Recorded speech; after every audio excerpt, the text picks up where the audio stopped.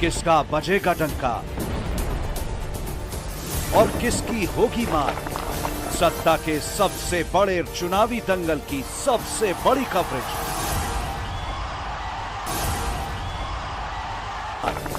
सत्ता के सबसे बड़े रण क्षेत्र का हाल। चुनावी दंगल की सबसे बड़ी कवरेज।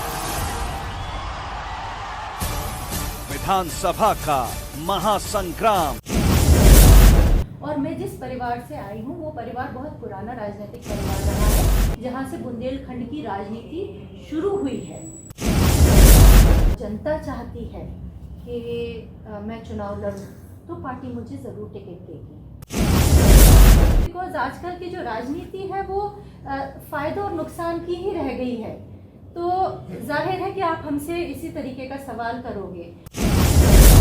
मैं अपना काम कर रही हूँ और बाकी क्या हुआ है उससे मुझे वास्ता नहीं है। अगर मुझे टिकट नहीं मिलता है तो ना तो मैं निर्दलीय चुनाव लड़ूंगी, ना मैं किसी और पार्टी के टिकट से चुनाव लड़ूंगी। ये बिल्कुल स्पष्ट है। नमस्कार, मैं मंत्रा मिर्जा। आपके जाने माने दबंग भारत 24 चैनल में आपका बहुत बहुत स्वागत है। जैसे कि हम सभी को विदित है कि ये जो दौर चल रहा है, चुनावी दौर चल रहा है, तो इसी चुनाव की चर्चा को लेकर हम अपने चैनल के स्पेशल कार्यक्रम किस्सा कुर्सी का लेकर निकल आए हैं आज विधानसभा महाराजपुर में, जहां हम चर्चा करने वाले हैं निधि सत्यव्रत चतुर्वेदी से, जो कि कांग्रेस पार्टी से महाराजपुर विधानसभा से कर रही हैं दावेदारी। तो चलिए समय व्यर्थ ना करते हुए चलते हैं और सीधे चर्चा करते हैं निधि सत्यव्रत चतुर्वेदी से। नमस्कार, हमारे चैनल दबंग भारत 24 में आपका बहुत बहुत स्वागत है। थैंक यू जी, तो आप जो अपनी विधानसभा महाराजपुर से दावेदारी कर रहे हैं, तो आप जनता के बीच जा रहे होंगे। तो जनता के बीच आपको आपकी विधानसभा में ऐसी कौन सी समस्याएं हैं जो अभी तक नहीं हुई हैं, आपको लगता है बड़े पैमाने की हैं?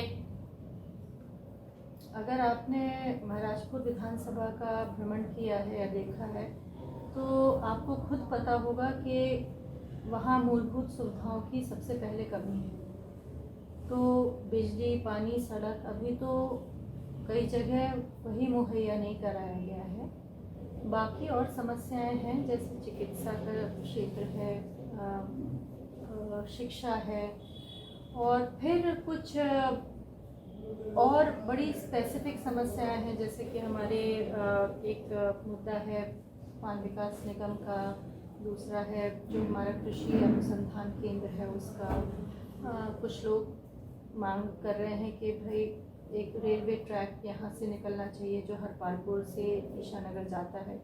तो काफ़ी ऐसे मुद्दे हैं जो मुझे सुनने में आए, पता चले, जिनके बारे में बातें होती हैं। तो काफ़ी ऐसे मुद्दे हैं। तो आपको क्या लगता है कि ये जो समस्याएं आपकी नज़र में हैं, शिक्षा हो या रोजगार हो या कुछ भी है आपकी नज़र में जो समस्याएं हैं, तो क्या अभी तक जो पूर्व विधायक रहे हैं या वर्तमान में जो विधायक हैं, तो क्या उनका ध्यान इन समस्याओं की ओर नहीं गया? ये तो आपको उनसे पूछना चाहिए, क्योंकि अगर ये समस्याएं अभी तक हैं यहाँ पर तो जाहिर है कि उनका ध्यान इस पे नहीं गया है और उन्होंने इस पे काम या तो बहुत कम किया है या इसको पूरी तरीके से इन मुद्दों को नज़रअंदाज किया है। तो आपको क्या लगता है कि जो महाराजपुर विधानसभा की जनता है वो वर्तमान विधायक से खुश है या नहीं है? क्या करना चाहेंगी आप वर्तमान विधायक को लेकर, क्योंकि आप जनता के बीच जा रही हैं, जनसंपर्क कर रही हैं, उनसे जुड़ाव रख रही हैं, तो क्या आपको लगा है कि वर्तमान विधायक जो है तो उनसे जनता का क्या बोल रहा है? ये सवाल एक्चुअली मेरे बोलने का नहीं है। ये तो या तो जनता आपको बता पाएगी या स्वयं विधायक जी बता पाएंगे कि जनता उनके बारे में क्या सोचती है, और जनता बता पाएगी कि वो विधायक के बारे में क्या सोचते हैं, जो वर्तमान विधायक हैं या पूर्व विधायक हैं।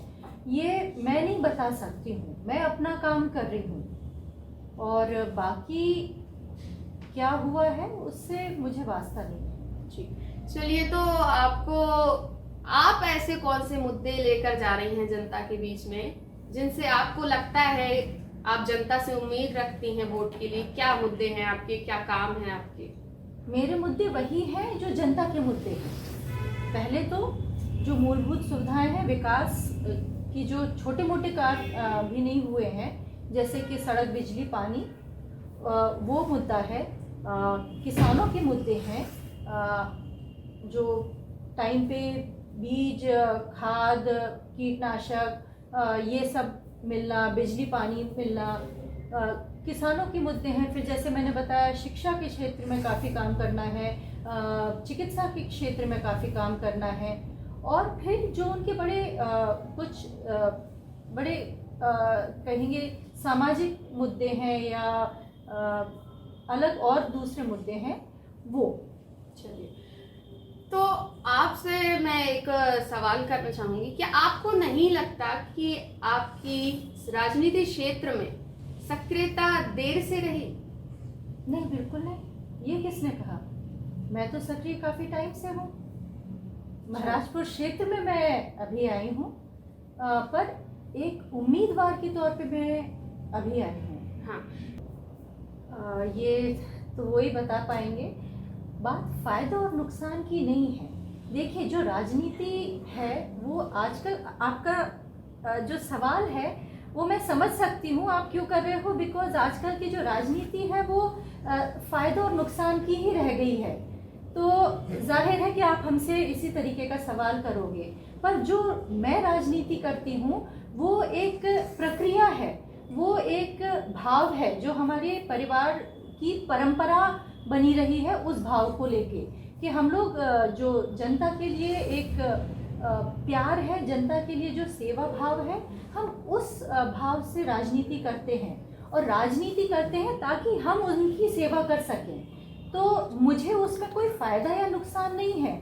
मैं आज जहाँ जाती हूँ मैं यही कहती हूँ कि मैं चुनाव लड़ूँ या ना लड़ूँ, मैं आपके बीच तो हमेशा रहूँगी, मैं काम करवाती रहूँ, क्योंकि मैं वहाँ काम करवाने गई हूँ। मैं अगर राजनीति में उतरी हूँ तो मैं कुछ करने के लिए उतरी हूँ, ना कि कुछ बनने के लिए उतरी हूँ। There is a difference. एक ये डिफरेंस है इसमें। लोगों जो दूसरे नेता जो कहते हैं और करते हैं, और मैं जो करती हूँ और कहती हूँ, उसमें भी डिफरेंस है, क्योंकि मैं कहती कम हूँ, करती ज़्यादा हूँ। बाकी आजकल तो आप देख ही रहे हो, आजकल कहने की राजनीति ज़्यादा है, करने की कम। जी। चलिए, तो आप को कितनी उम्मीद है कि पार्टी आपको टिकट देगी? देखिए, अगर मैं अच्छा काम करती हूँ, अगर मेरी बैठ है, अगर पार्टी को लगता है कि मैं सही प्रत्याशी हूँ और जनता चाहती है कि मैं चुनाव लड़ूँ, तो पार्टी मुझे ज़रूर टिकट देगी। लेकिन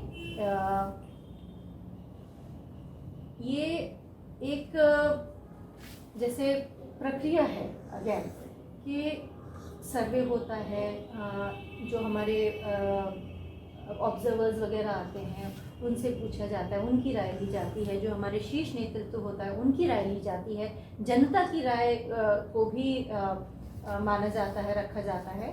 तो ये इन हर मापदंडों पे खरा उतरना बहुत ज़रूरी है, और ये कई प्रकार के कैलकुलेशंस हैं इसमें। तो अगर उन सारे कैलकुलेशंस में मैं फिट बैठती होंगी तो मुझे टिकट मिलेगा, और नहीं बैठती होंगी या कहीं कुछ गड़बड़ होगा तो टिकट नहीं मिलेगा। लेकिन जहाँ तक मेरा सवाल है, मुझे लगता है कि मैं एक युवा चेहरा हूँ, मैं महिला हूँ, पढ़ी लिखी हूँ, अपने पैरों खड़ी हूँ, अपने निर्णय खुद लिए हैं हमेशा से, और लेने में, अपने निर्णय लेने में सक्षम हूँ, दूसरों के लिए भी निर्णय लेने में सक्षम हूँ। और मैं जिस परिवार से आई हूँ वो परिवार बहुत पुराना राजनीतिक परिवार रहा है, जहाँ से बुंदेलखंड की राजनीति शुरू हुई है। तो मेरा मानना है, मैं तो यही सोचूंगी कि मुझे टिकट मिलना चाहिए, बाकी पार्टी पर है। जी जी, चलिए, बहुत अच्छी बात है। एक आखिरी प्रश्न और करना चाहूंगी आपसे कि चलिए, किसी कारणवश पार्टी आपको टिकट नहीं दे पाती है या नहीं आपको टिकट मिलती है, तो क्या आप भी अपने भाई की तरह किसी अन्य पार्टी से मांग करेंगी टिकट की, या किसी को, जिसको भी पार्टी टिकट देती है कांग्रेस से, तो आप उसका समर्थन करेंगी? इस बारे में मैं बहुत स्पष्ट हूँ कि अगर मुझे टिकट नहीं मिलता है तो ना तो मैं निर्दलीय चुनाव लड़ूंगी, ना मैं किसी और पार्टी के टिकट से चुनाव लड़ूंगी। ये बिल्कुल स्पष्ट है। और रहा सवाल कि मैं देखिए, सबसे पहले मैं कांग्रेस कार्यकर्ता हूँ।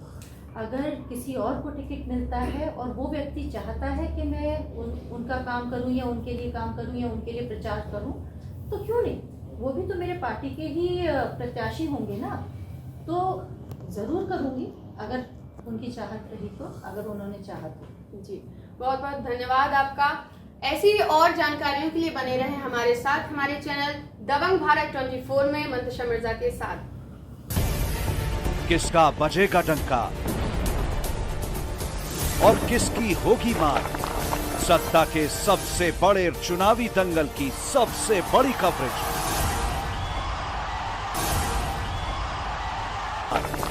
सत्ता के सबसे बड़े रण क्षेत्र का हाल, चुनावी दंगल की सबसे बड़ी कवरेज।